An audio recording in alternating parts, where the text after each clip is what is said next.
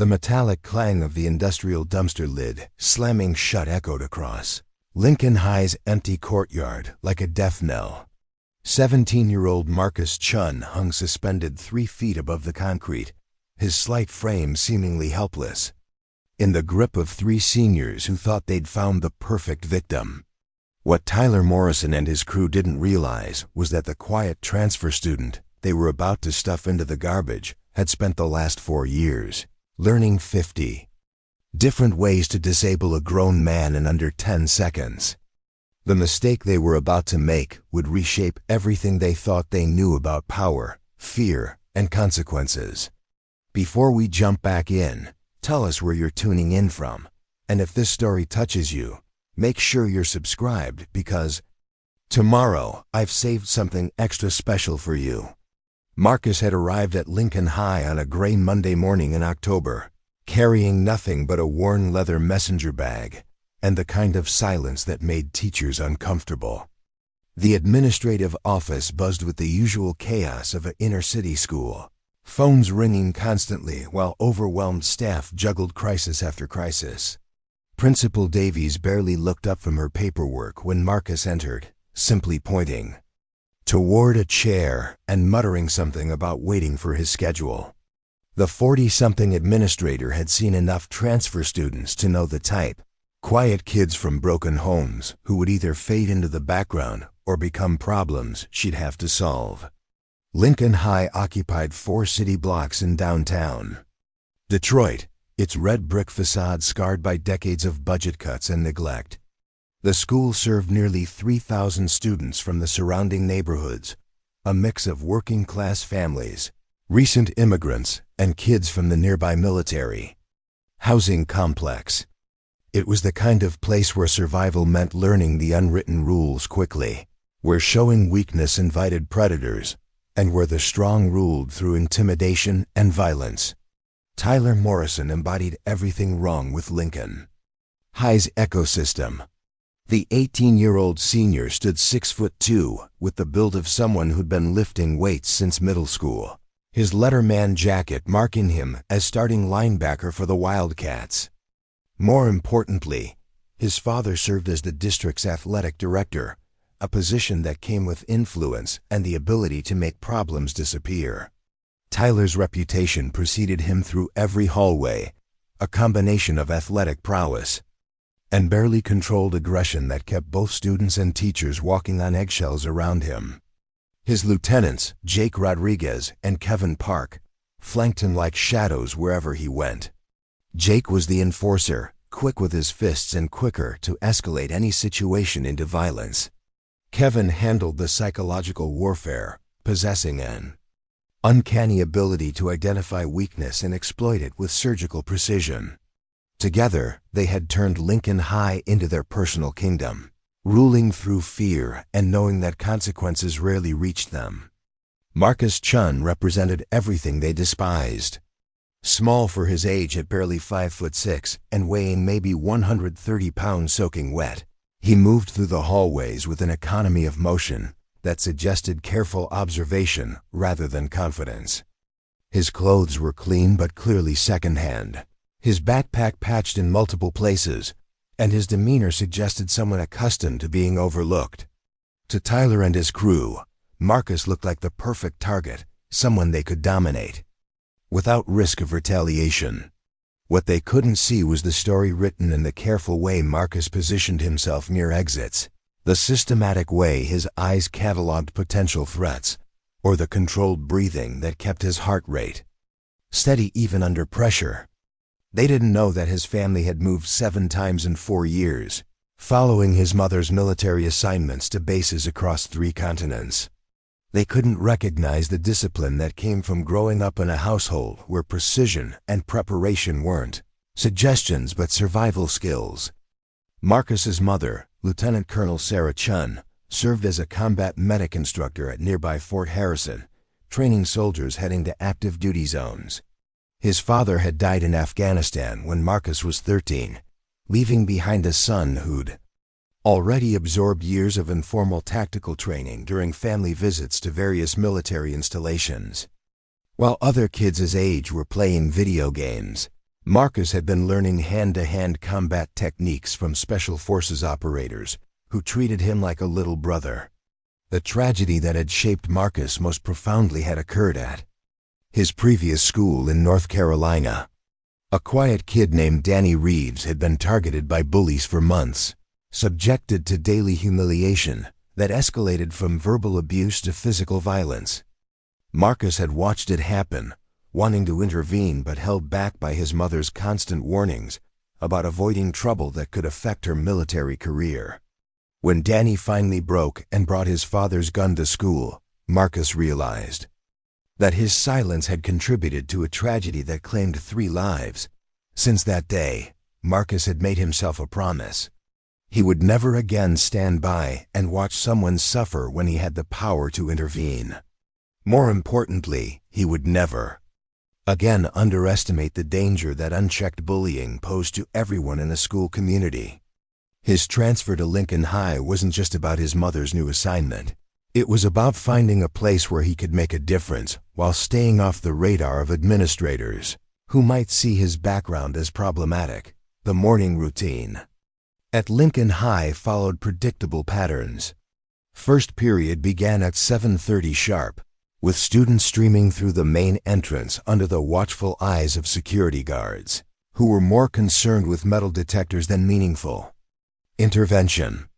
The hallways filled with the usual social hierarchies, athletes clustering near their lockers while academic overachievers hurried toward classrooms, and everyone else tried to navigate the space between those extremes. Marcus had spent his first week observing these patterns, noting which areas Tyler's crew frequented and when they were most likely to strike. He'd watched them corner smaller students near the loading dock behind the cafeteria, seen them extort lunch money from kids who couldn't afford to lose it, and witnessed the careful way teachers looked the other way when confronted with behavior they felt powerless to stop.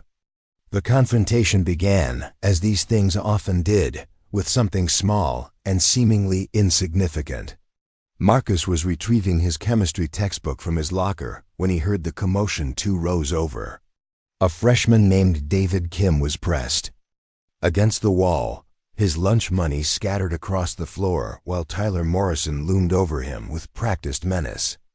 The scene played out with the choreographed precision of a ritual that had been performed countless times before, each participant knowing their role in a dance of humiliation that the adults in the building had long since stopped trying to prevent. David couldn't have been more than 14, his growth spurt still years away, and his confidence even further behind. The kid wore glasses held together with electrical tape and carried textbooks that looked like they'd been passed down through multiple generations of students. Everything about him screamed vulnerability, from the way he avoided eye contact to the nervous fidgeting that betrayed his terror. This was exactly the type of student that predators like Tyler had built their reputation on destroying. The hallway around them had cleared with the efficiency of a military evacuation drill. Preparing and narrating the story took us a lot of time, so if you are enjoying it, subscribe to our channel. It means a lot to us. Now back to the story. Students who moments before had been laughing and chatting now moved with purpose toward distant destinations, their eyes carefully averted from the scene unfolding near locker 217. Teachers who might have witnessed the incident had mysteriously found urgent business elsewhere, leaving David to face his tormentors without adult intervention or peer support. Marcus closed his locker with deliberate slowness, his mind automatically shifting into the tactical assessment mode that had been drilled into him through years of military exposure. 3 aggressors, 1 victim, approximately 40 feet of clear hallway between his position and the confrontation. No immediate backup for either side, though Tyler's crew could summon reinforcements within minutes if needed. The smart play would be to walk away, avoid the attention that came with intervention, and preserve his own anonymity for whatever challenges lay ahead. But as David's quiet sobs echoed off the institutional green walls, Marcus felt the familiar weight of responsibility settling across his shoulders.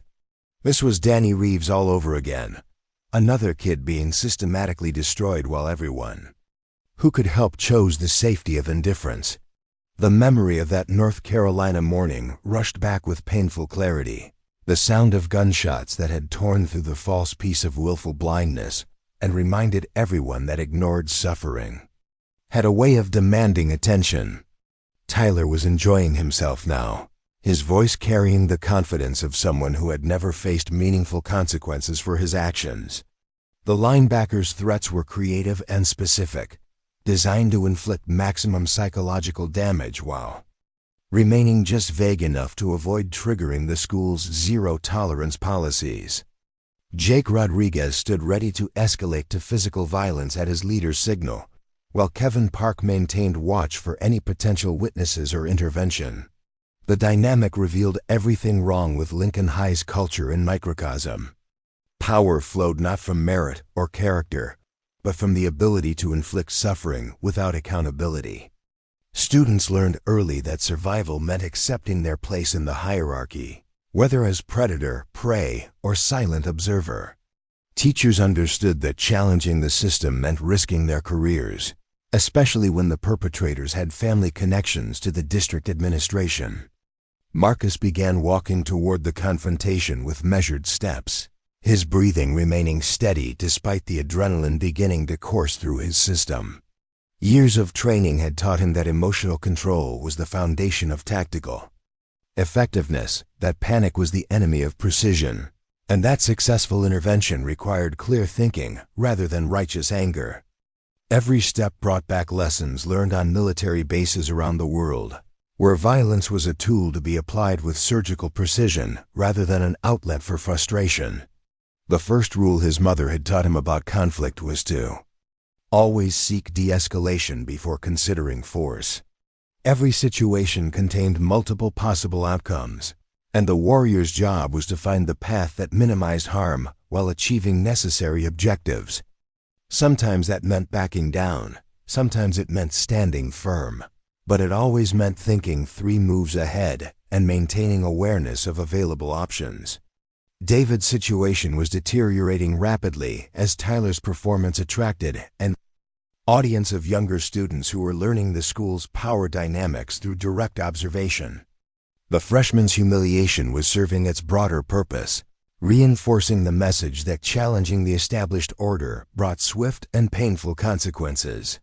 Every student watching would remember this moment the next time they considered standing up for themselves or others, creating ripple effects that extended far beyond the immediate victim. Marcus understood that intervention would mark him as a target, that Tyler's crew wouldn't tolerate challenges to their authority, and that choosing to act meant accepting the long-term consequences of that decision.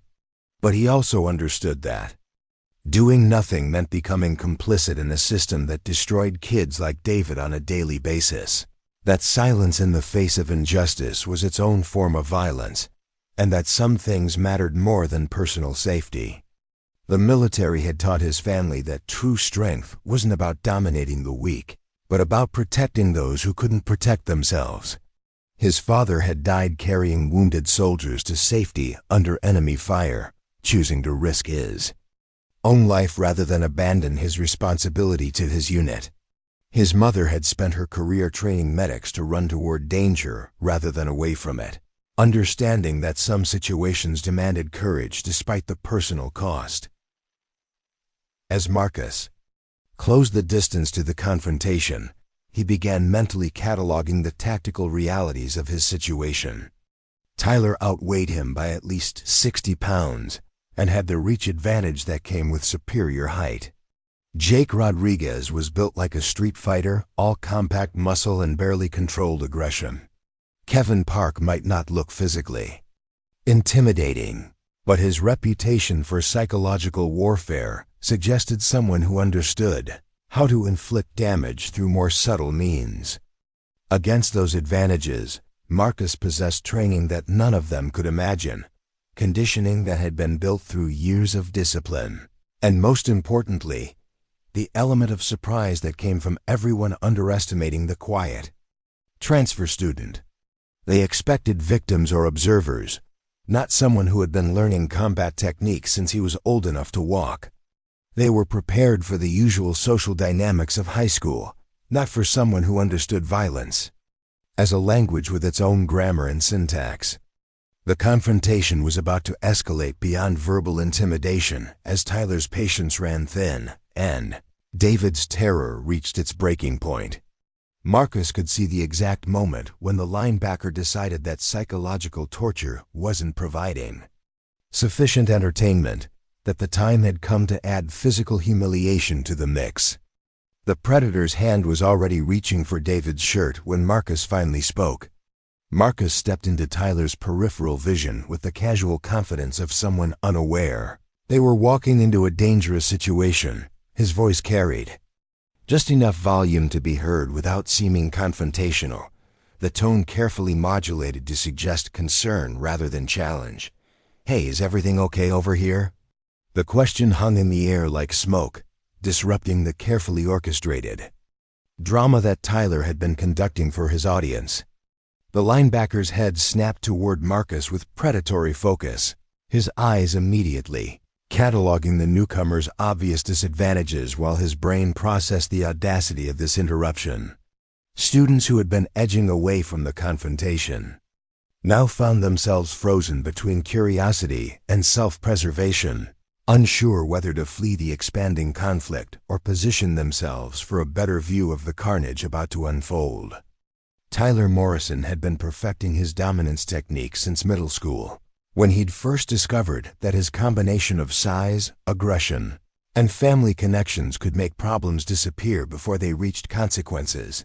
The athletic director's son had learned early that authority figures preferred managing troublemakers rather than confronting them, that most people would tolerate significant abuse to avoid the exhausting process of seeking justice, and that reputation could be as powerful as physical force when properly cultivated.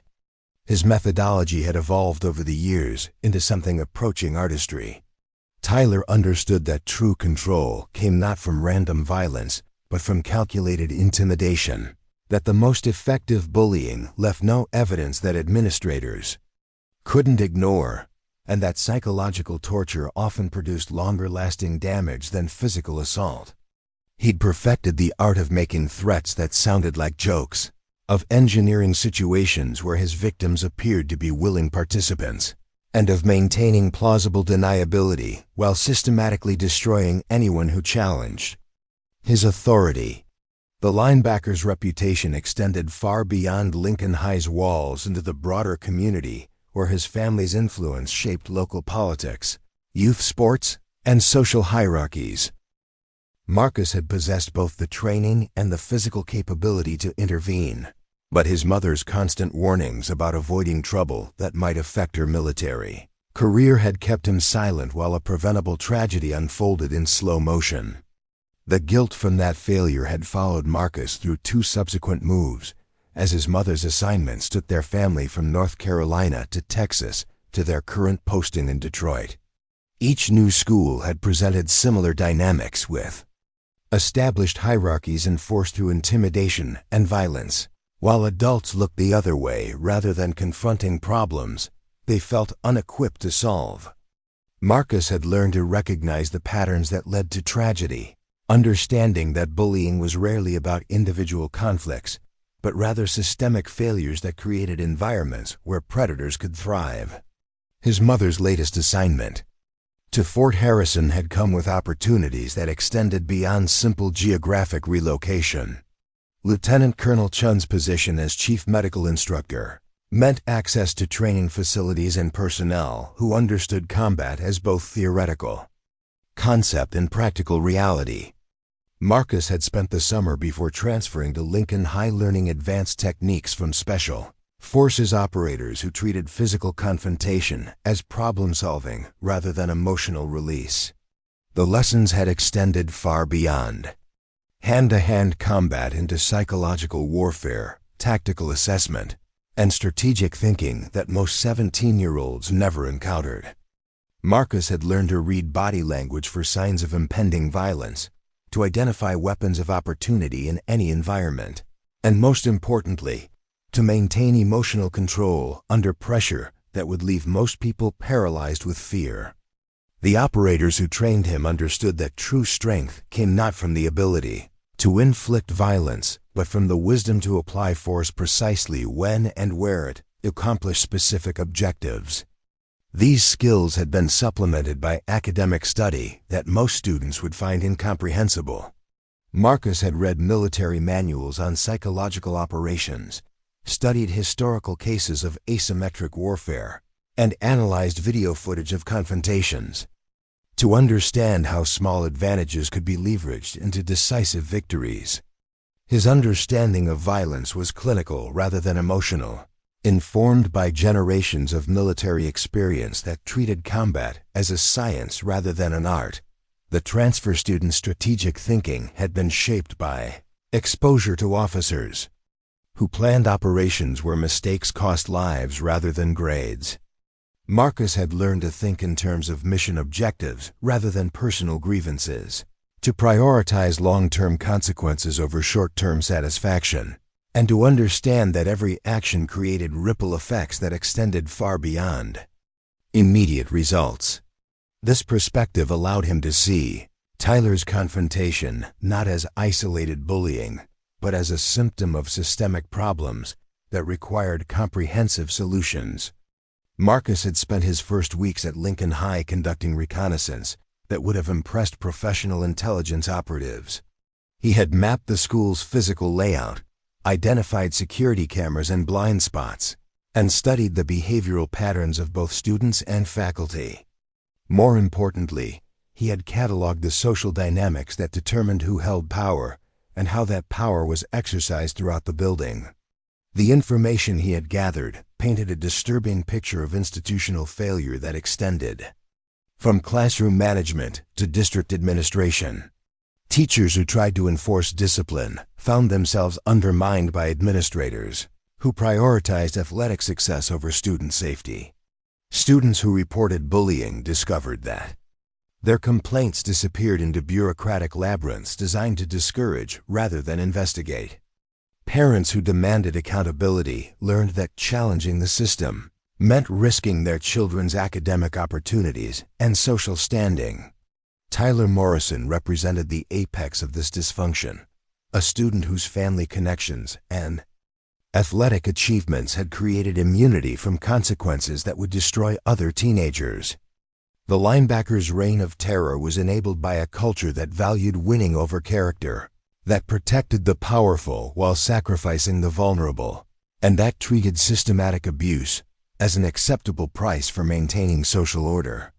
Marcus understood that confronting Tyler meant challenging not just an individual bully but an entire ecosystem that had evolved to protect predators while silencing their victims. The transfer student had spent weeks preparing for this moment, knowing that his intervention would either catalyze meaningful change or mark him as the next target for destruction. Either outcome was preferable to the alternative of standing by while another Danny Reeves was systematically broken by people who should have been protecting rather than pursuing him. The hallway around them had grown silent as students sensed the electricity building between Marcus and Tyler's crew, recognizing that whatever happened next would reshape the social dynamics that governed their daily survival at Lincoln High. Tyler's crew moved with the coordinated precision of predators who had rehearsed this dance countless times before. Jake Rodriguez stepped closer to Marcus's left flank, while Kevin Park positioned himself to block the most direct escape route toward the main hallway, creating a triangle of intimidation that had proven effective in dozens of previous encounters. The linebacker himself remained center stage, his imposing frame casting shadows across David Kim's trembling form as he savored the moment before demonstrating why challenging his authority was a mistake that students at Lincoln High learned to regret. "You really don't know who I am, do you?" Tyler continued, his voice dropping to the conversational tone that experienced bullies used when they wanted their victims to understand the futility of resistance. "That's adorable. Let me educate you, transfer boy. I'm Tyler Morrison, starting linebacker, team captain. and son of the man who decides which teachers keep their jobs and which students get suspended. My family has been running this school longer than you've been alive." Marcus absorbed this information with the detached analytical mindset that years of military exposure had made instinctive. The linebacker's opening gambit revealed several critical vulnerabilities masked as strengths. Tyler's reliance on family connection suggested someone who had never learned to succeed through personal merit, while his need to announce his credentials indicated insecurity about his actual capabilities. Most importantly, the theatrical nature of his intimidation tactics revealed someone who preferred psychological warfare to physical confrontation, understanding instinctively that actual violence carried risks his privileged position couldn't easily navigate. The transfer student's peripheral vision tracked the positioning of Tyler's accomplices, while his mind calculated distances, angles, and potential weapons of opportunity within the immediate environment. The hallway's institutional design created both advantages and disadvantages for someone trained in close-quarters combat. The wide corridor provided room for maneuvering, but also space for multiple attackers to coordinate their assault. The rows of lockers offered potential cover, but also created blind spots, where additional threats might materialize without warning. Marcus recognized that Tyler's crew was following a script that had been refined through countless previous encounters, each member playing their assigned role in a psychological operation designed to break their victim's will before physical violence became necessary. The linebacker served as the primary intimidator, using his size and reputation to establish dominance, while Jake provided muscle and Kevin handled the more sophisticated aspects of psychological manipulation. Their coordination suggested significant experience working together, making them more dangerous than the sum of their individual capabilities. "You see, new boy," Tyler continued, beginning to circle Marcus with the predatory grace of someone who had perfected the art of making others feel like prey. "Lincoln High has rules that nobody bothers to write down because everyone who matters already understands them. Rule number 1. I do whatever I want, whenever I want, to whoever I want. Rule number 2. Anyone who has a problem with rule number 1 gets to learn why rule number 1 exists." The linebacker's movement pattern revealed tactical awareness that surprised Marcus despite his extensive preparation. Tyler wasn't simply posturing for dramatic effect. He was systematically cutting off escape routes while positioning himself for optimal leverage if the confrontation escalated to physical violence. The athlete's training had given him an intuitive understanding of spacing and positioning that made him more formidable than his arrogant demeanor suggested. Jake Rodriguez had begun flexing his fingers in a rhythmic pattern that Marcus recognized as preparation for violence, the kind of nervous energy that preceded explosive action. The senior's body language communicated barely controlled aggression, seeking any excuse for release, making him the most immediately dangerous member of the group, despite Tyler's obvious leadership role. Jake's positioning suggested someone who understood street fighting better than formal combat sports, with the compact stance and weight distribution of someone who had learned violence through necessity rather than instruction. Kevin Park represented a different type of threat altogether, one that Marcus found more difficult to assess using conventional tactical analysis. The senior's calm demeanor and analytical gaze suggested someone who approached conflict as an intellectual exercise rather than an emotional release. Kevin was documenting the confrontation with subtle attention to detail, clearly preparing to control whatever narrative emerged from the encounter, regardless of its actual outcome. "Here's what's going to happen," Tyler announced, his voice carrying the confidence of someone who had never been forced to back down from a confrontation. "You're going to apologize to me for interrupting my conversation with my friend David here. Then you're going to walk away and mind your own business like a smart little transfer student should. And if you're really lucky, I might decide that your lesson in respect is complete." Marcus understood that Tyler's offer represented a face-saving gesture designed to avoid the complications that came with actual violence while still establishing dominance over a potential challenger. The linebacker's preference for psychological victories over physical confrontations revealed strategic thinking that extended beyond simple bullying into long-term reputation management. Tyler had learned that destroying someone's spirit was more effective than damaging their body because psychological wounds took longer to heal and created lasting intimidation that affected other potential victims. The transfer student also recognized that accepting Tyler's terms would doom him to continued torment while establishing Marcus himself as someone who could be intimidated into compliance when properly pressured. The freshman's wide eyes conveyed desperate hope that someone might finally intervene on his behalf, mixed with terrified understanding that Marcus's presence had only escalated the danger he faced. David had clearly been through this process before, learning through painful experience that rescue rarely materialized and that hope often made subsequent punishment more severe. "That's generous of you," Marcus replied, his voice maintaining the same calm tone that had initiated the confrontation. "But I think I'll pass on your offer. David here looks like he could use some help, and I've got time." The hallway's atmosphere shifted perceptibly as Marcus's words registered with everyone present. Students who had been edging away from the confrontation now found themselves frozen between curiosity and terror, unsure whether they were about to witness another routine humiliation or something unprecedented in Lincoln High's recent history. The transfer student's refusal to accept Tyler's terms had escalated the situation beyond the linebacker's preferred script, forcing him to choose between backing down or following through on threats that carried genuine consequences. Tyler's expression cycled through surprise, anger, and calculation as he processed the implications of Marcus's defiance. The linebacker had built his reputation on the assumption that rational people would choose submission over punishment when presented with clear evidence of his power. Marcus's willingness to reject an offered escape route suggested either dangerous stupidity or confidence based on capabilities that Tyler couldn't immediately assess. "Wrong answer," Tyler said, his theatrical demeanor dropping away to reveal the calculating predator underneath. "Jake, Kevin, I think our new friend needs a more comprehensive education about how things work at Lincoln High. Let's take him somewhere private, where we can really focus on his learning experience." The suggestion carried implications that extended far beyond simple bullying into territory that even Tyler's family connections might struggle to explain away.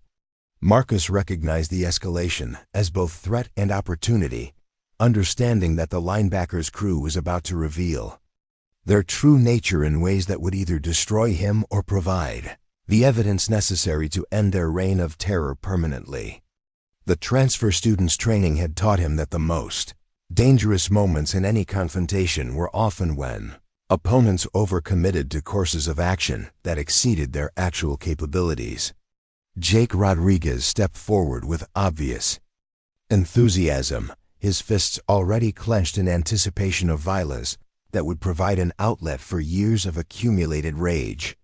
The senior's approach revealed several tactical weaknesses that Marcus cataloged automatically, noting the telegraphed movement patterns and emotional investment that would compromise Jake's effectiveness in actual combat. Street fighters who relied on intimidation rather than technique often struggled when confronted with opponents who understood violence as applied science rather than emotional expression. Kevin Park had begun documenting the escalation with his smartphone, clearly preparing to create evidence that would support whatever narrative Tyler's crew decided to construct around the encounter. The senior's focus on recording suggested confidence that whatever happened next would work to their advantage, either through Marcus's submission or through edited footage that portrayed him as the aggressor in an unprovoked assault. Marcus understood that the confrontation had reached a critical inflection point where choices made in the next few seconds would determine outcomes for everyone involved. Tyler's crew expected either immediate capitulation or panicked resistance that would justify overwhelming retaliation. But they weren't prepared for an opponent who had spent years learning to think tactically under pressure while maintaining emotional control that bordered on the supernatural. The transfer student's mind shifted into the hyper-aware state that his military training had developed through countless hours of scenario-based instruction. Time seemed to slow as Marcus processed multiple streams of sensory input simultaneously, tracking the positioning and body language of his three opponents while maintaining awareness of potential witnesses, escape routes, and weapons of opportunity throughout the immediate environment.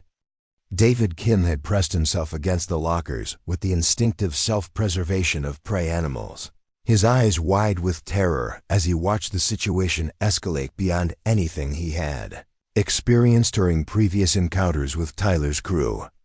The freshman's positioning actually created a tactical advantage for Marcus by limiting the angles from which his opponents could approach while providing a human reminder of the stakes involved in the confrontation's outcome. The institutional green walls of Lincoln High seemed to close in around the confrontation as Marcus prepared to demonstrate why underestimating the quiet transfer student would prove to be the biggest mistake Tyler Morrison had ever made. Years of preparation were about to be tested against opponents who had never encountered someone trained to treat violence as both art and science, someone who understood that true strength came not from the ability to inflict suffering, but from the wisdom to apply force with surgical precision when protecting those who couldn't protect themselves. Marcus allowed a slight tremor to enter his voice, a carefully calculated display of fear designed to encourage Tyler's crew to underestimate his capabilities while they maneuvered him into position for whatever they had planned. "Look, I don't want any trouble," he said, taking a half-step backward that appeared to be retreat, but actually optimized his positioning for defensive action. "Maybe we can work something out." Tyler's confidence surged at this apparent confirmation of Marcus's weakness, the linebacker's predatory instincts responding to signs of submission the way sharks responded to blood in the water. The athlete had seen this pattern countless times before, the moment when his victims realized the futility of resistance and began negotiating for mercy that Tyler had no intention of providing. The psychological satisfaction of breaking someone's will was often more valuable than the physical dominance that followed. "Now you're starting to understand," Tyler said, his voice carrying the satisfaction of someone who had successfully reasserted control over a situation that had briefly threatened to slip beyond his management. "But I'm afraid the time for working things out has passed. You disrespected me in front of witnesses, and that requires a response that other students will remember when they're tempted to make similar mistakes." Jake Rodriguez was practically vibrating with anticipation, his entire body language communicating eagerness for violence that would finally provide an outlet for the rage that defined his existence. The senior had been denied release during Tyler's initial psychological approach, forced to watch while the linebacker attempted to resolve the situation through intimidation rather than action. Now that Marcus appeared to be capitulating, Jake was eager to demonstrate why physical resistance was futile even when psychological warfare failed. Kevin Park continued recording with clinical detachment, his expression revealing nothing of his thoughts as he documented what appeared to be a routine encounter between Lincoln High's established hierarchy and a challenger who had overestimated his own capabilities. The senior's fingers moved across his phone screen with practiced efficiency, clearly editing footage in real time to ensure that whatever emerged from the encounter would support Tyler's preferred narrative regardless of actual events. The hallway around them had developed the electric atmosphere that preceded violence, with distant conversations dying away as students sensed danger through instincts honed by years of navigating Lincoln High's predatory environment. Teachers who might have intervened had mysteriously discovered urgent business elsewhere, following the unwritten protocol that protected their careers by ensuring they remained ignorant of incidents that would require official responses. Marcus recognized that Tyler's crew was operating according to a sophisticated playbook that had been refined through extensive experience with intimidation, violence, and cover-up. The linebacker's family connections provided protection from administrative consequences, while his athletic status ensured community support for whatever actions he deemed necessary to maintain order. Jake's background in foster care had taught him that survival meant either dominating or being dominated, making him naturally loyal to anyone who could provide security and status. Kevin's intellectual approach to bullying had identified psychological vulnerabilities that made physical violence more effective when properly applied. Together, the three seniors had created a system of oppression that extended far beyond individual encounters into the broader culture of Lincoln High. Their methods had been tested against dozens of victims over several years, creating a reputation for invincibility that discouraged resistance, while encouraging submission from anyone who understood the consequences of challenging their authority. The transfer student understood that defeating Tyler's crew would require more than simple tactical superiority. It would necessitate dismantling the entire ecosystem that enabled their behavior, while providing alternative models for how power could be exercised within the school community. Marcus had spent weeks studying not just his opponent's capabilities, but the institutional structures that protected them, identifying vulnerabilities that extended from individual psychology to administrative policy. His apparent weakness was actually preparation, a strategic performance designed to manipulate Tyler's crew into revealing their true methods while positioning himself for optimal response when the moment arrived. Every tremor in his voice was calculated, every backward step was planned, and every gesture of submission was intended to encourage his opponents to overcommit to actions that would ultimately prove their undoing. "Please," Marcus continued, his voice carrying just enough desperation to convince Tyler that complete victory was within reach. "I'm new here. I didn't understand the rules.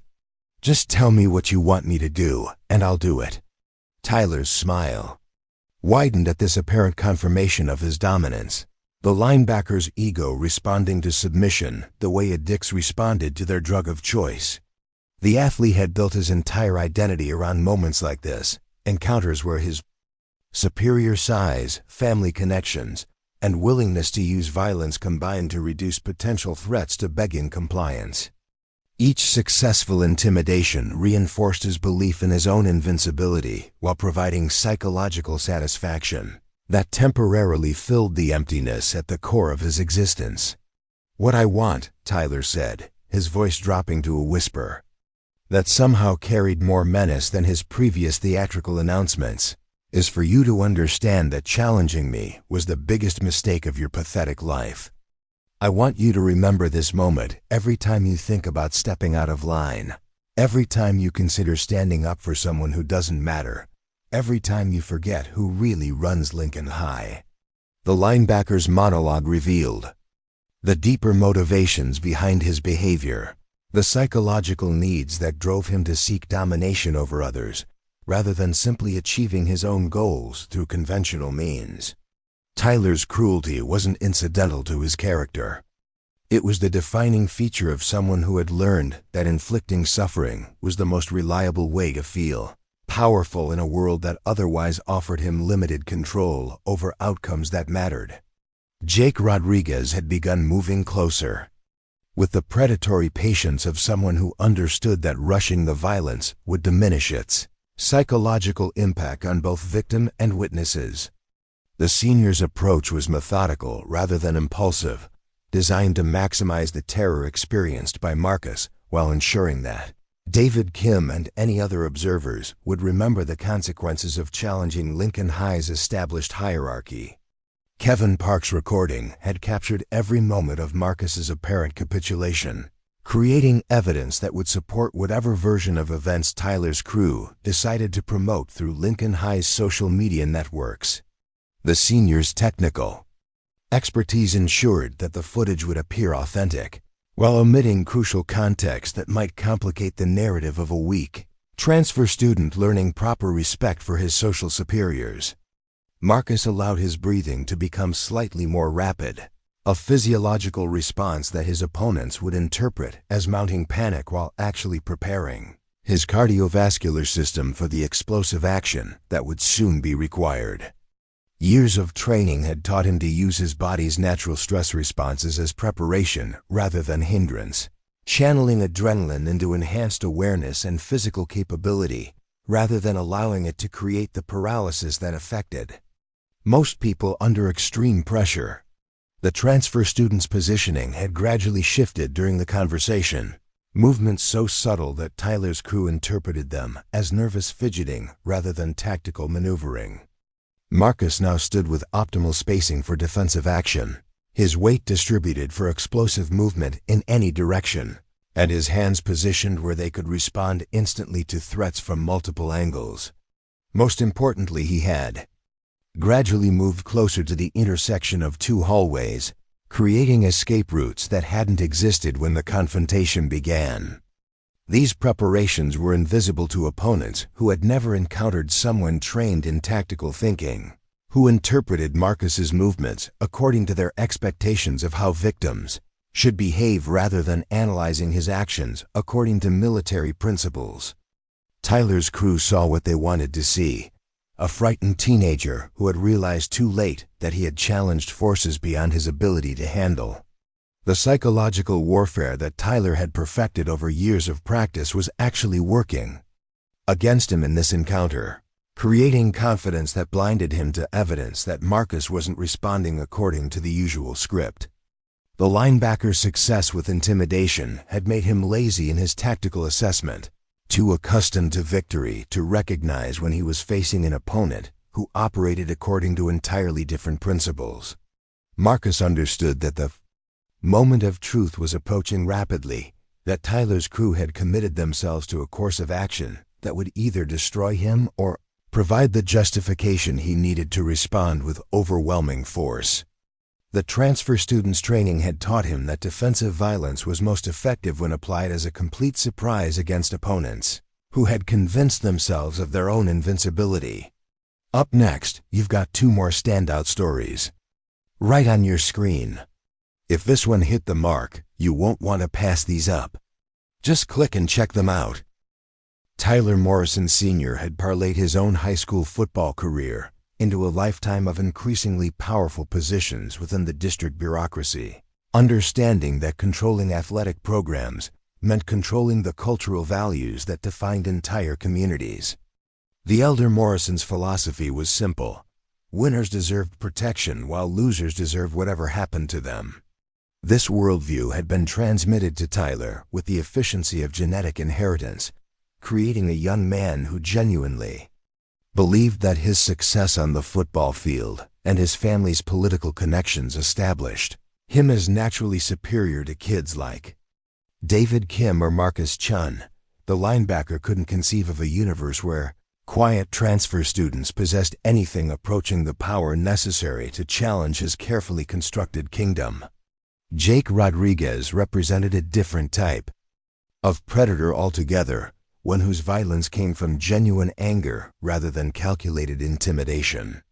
The senior had grown up in foster care after his parents' drug addiction made stable housing impossible, cycling through families who saw him as either a paycheck or a burden depending on their own financial circumstances. Years of abandonment and disappointment had calcified into rage that sought targets weaker than himself, victims who couldn't fight back effectively enough to remind him of his own powerlessness. Jake's loyalty to Tyler stemmed not from friendship but from mutual benefit. The linebacker provided protection and status while Jake offered muscle and the willingness to escalate situations beyond what Tyler's family connections could easily explain away. Their partnership had proven remarkably effective over the years, with Tyler handling the political maneuvering while Jake supplied the physical enforcement that kept potential challengers properly intimidated.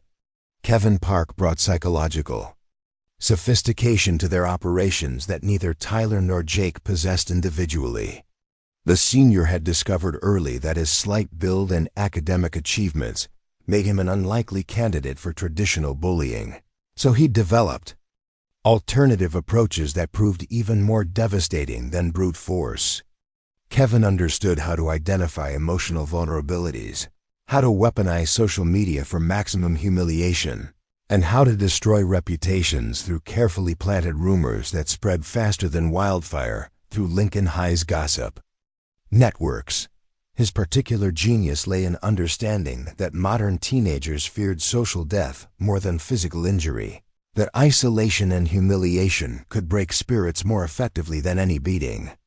Kevin had perfected techniques for turning friend groups against each other, for exposing secrets at precisely the moment they would cause maximum damage, and for creating situations where his victims appeared to destroy themselves rather than being destroyed by external forces.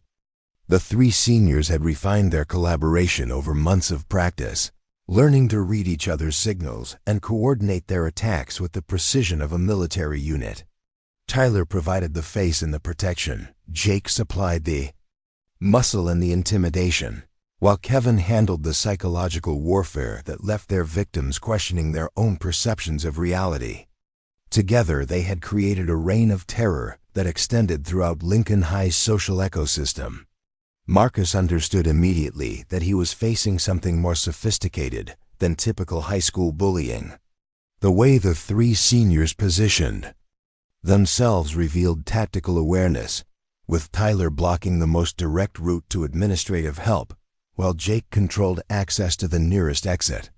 Kevin had positioned himself where he could document whatever happened next, creating evidence that could be edited and distributed to serve their narrative rather than reflecting actual events. The transfer student's mind automatically shifted into the analytical mode that years of military exposure had made second nature. He cataloged distances and angles, identified potential weapons within reach, and calculated the probability of various outcomes based on different tactical approaches. Most importantly, he recognized that this confrontation was serving purposes beyond David Kim's immediate humiliation, that Tyler's crew was using the freshmen as bait to establish dominance over any potential challengers to their authority. Lincoln High's institutional culture had created the perfect environment for predators like Tyler's crew to flourish. Budget cuts had eliminated counseling positions and reduced administrative oversight to crisis management, leaving teachers overwhelmed with classroom responsibilities and unable to address the complex social dynamics that determine student safety. The district's zero-tolerance policies paradoxically protected bullies by making victims afraid to report incidents that might result in their own suspension for fighting. Meanwhile, the emphasis on athletic achievement had created a hierarchy where success on sports teams translated directly into immunity from consequences for behavior that would result in suspension or expulsion for other students. Tyler's position as starting linebacker meant that his graduation was essential to the football team's championship hopes, making administrators reluctant to impose punishments that might affect his eligibility. The community's investment in high school sports extended beyond simple entertainment into economic and social identity, with Lincoln High's athletic success serving as a source of civic pride for neighborhoods that had few other reasons for optimism. This investment created pressure on school officials to protect star athletes regardless of their behavior off the field, establishing a culture where might literally made right and where victims were expected to sacrifice their own well-being for the greater good of team success. Marcus could see all of these dynamics playing out in real time as Tyler's confidence reasserted itself, and the linebacker prepared to demonstrate why challenging his authority was a mistake that students at Lincoln High learned to regret. Tyler's laugh carried the particular cruelty that came from years of practice, a sound designed to strip away confidence and reduce grown adults to cowering children. The linebacker had perfected this technique through countless encounters with students, teachers, and even parents who had dared to question his behavior. The laugh served multiple purposes, establishing his amusement at the absurdity of being challenged while simultaneously communicating the inevitable pain that would follow this moment of defiance. Well, Tyler drawled, his voice carrying across the hallway with theatrical projection. Looks like we've got ourselves a hero. Tell me something, transfer boy. Do you have any idea who you're talking to? Marcus remained perfectly still, his body language betraying none of the combat calculations racing through his mind. Years of training had taught him that escalation followed predictable patterns, that predators like Tyler relied on intimidation. Tactics because actual violence carried risks they preferred to avoid. The linebacker's opening gambit was designed to establish dominance through reputation rather than action, giving Marcus valuable information about his opponent's psychological approach while buying time to assess the broader tactical situation. The transfer student's calm demeanor masked a lifetime of preparation that had begun in cradles on military bases around the world. Lieutenant Colonel Sarah Chun had never intended to raise a soldier, but growing up in a family where survival skills were considered basic education had inevitable consequences. Marcus had learned to field strip weapons before he could ride a bicycle, mastered basic first aid before algebra, and absorbed tactical thinking as naturally as other children learned to read. His father's death had crystallized these lessons into something approaching obsession. Master Sergeant David Chun had been killed not by enemy action, but by an improvised, explosive device that claimed his convoy while they were delivering supplies to a remote medical station. The irony of a combat veteran dying while performing humanitarian work had haunted Marcus through the grieving process, teaching him that good intentions provided no protection against evil actions, and that preparation was the only reliable defense against random violence. The tragedy at his previous school had transformed theoretical knowledge into practical understanding. Marcus had spent months afterward analyzing every decision that led to Danny Reeves bringing his father's service weapon to Roosevelt High, studying the escalating pattern of abuse that had driven a quiet kid beyond the breaking point. The shooting had claimed 3 lives, including Danny's own, leaving behind a community traumatized by violence that everyone agreed could have been prevented if someone had just paid attention to the warning signs. What haunted Marcus most was his own inaction during the months leading up to the shooting. He had witnessed Danny's daily humiliation, seen the systematic destruction of a human being who had done nothing to deserve the cruelty inflicted upon him.